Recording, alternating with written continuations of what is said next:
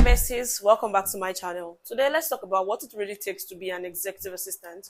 And as someone that has worked as an executive assistant all our life, I can say 80% of my life I've worked as an executive assistant. So today I'm going to be sharing with you what it really takes to succeed as an executive assistant, your role and the challenges you might actually face if you want to be an executive assistant.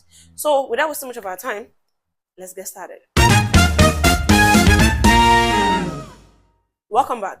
Being an executive assistant means that you are the right hand of the executive and you are the person's assistant. That is what we call being an executive assistant. And what is your role as an executive assistant? These roles actually varies, depends on the company you've worked with. But all my life as an executive assistant have helped in taking minutes of the meeting, hiring people, planning travels, making internet research, in fact, taking decisions on behalf of the company. Because being an executive, you are the middle person between the executive and the staff. At times, if you work with a CEO of a big company, you tend to be the middle person between the staff and the executives. You get what I'm saying? So now you might be wondering, I want to dive into executive virtual assistant, let me put it that way. And you might be wondering, do I really have what it takes? Let me tell you, before you jump into being an executive assistant, you want to understand something. That being an executive assistant, you need to have great communication skills. You need to have this courage. You need to have this pride. I'm not saying, being pompous, but, you need to be able to carry yourself in some certain level that command respect. I'm not saying you should be rude, but for someone to be paying you to be their assistant, to do all these things for them, they want someone that is capable, someone that can control others, or that can lead others, that can guide others. And they want someone that can be their face. If you're an executive assistant and you do not have any great communication skills, you don't have that confidence, no one will hire you as the executive assistant. Because you might have reasons to attend meetings on behalf of your executives. And if you do not have all this charisma, they might not hire you. Let me put it that way. And it starts with the interview stage. Because there are several things clients want to look at when they want to hire an executive. Number one, they want to look at your confidence. They want to look at you. Are you presentable? Do you have communication skills? Do you have great analytical skills? Can you think on your feet? How can you solve their problems? So it goes a long way than just saying, I'm an executive assistant, I just add meetings to your calendar, and I just do internet research for you. No. You can call yourself like an handbag of the executives because they rely on you. You are their face when they are not around. So you want to ask yourself, as an executive assistant, do I have what it takes to succeed? And if you have what it takes to succeed, you're going to enjoy this role. Because as an executive assistant, I've made between $30 to $40 per hour as an executive assistant. For someone to pay you $30, $40, you should know the kind of tax that will be saddled upon you. So you want to ensure that you truly have what it takes. That's why I said as an executive assistant, it is much more than the admin aspect of it. You want to be sure that you are fully ready. So that is your role as an executive assistant. And it's just, like I said, it depends on the type of company you're actually working for, the type of executives you're actually working with. You get what I'm saying? So another thing is you must have a travel planning skills. Because as an executive assistant, you need to plan trip for your executive, especially if your executive is the type that travels a lot. It's part of your duty. So you want to ensure that you know that very well as well. And you want to learn project management skills too. It goes a long way. You don't have to be a project manager, but you can find yourself in that role as an executive assistant because most people believe that as an executive assistant, you should know everything. Do you get what I'm saying? So now, after talking about the responsibilities, which can actually vary, depends on the company you are working with or the type of executives you are working with.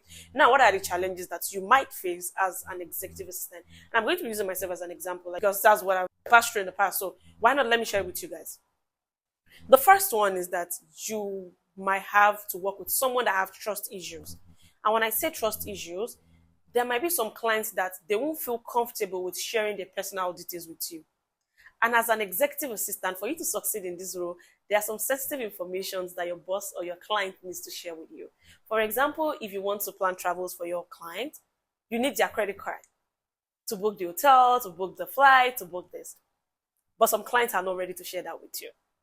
In fact, I had an interview last week and the client was not even ready to drop our phone number. She said, security issues, I don't have Facebook because I'm always very, very careful. Especially if you're Nigerians, they will have trust issue with you because they don't trust you with your card.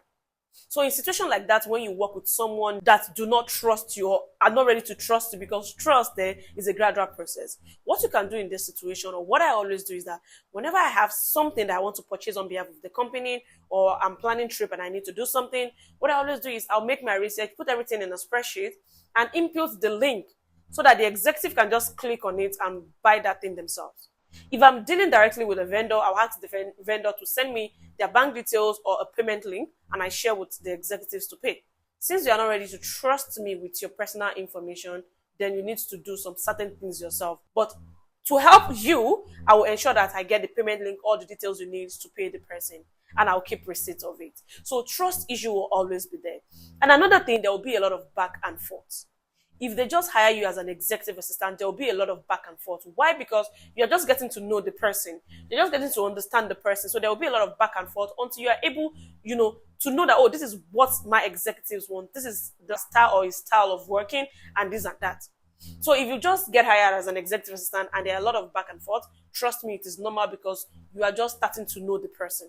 And one of the common issues I always face as an executive assistant, especially when I'm dealing with staff as well, is that there might be this racist of a thing, because if you are working for an executive that is white, or can I say Americans, and their staff is also Americans, they always have these feelings like black, or can I say Nigerian, or someone from Africa is actually, giving them order. Because as an executive assistant, you have to pass, across a message from your executives to the staff, and they may actually feel, you know how they feel, right?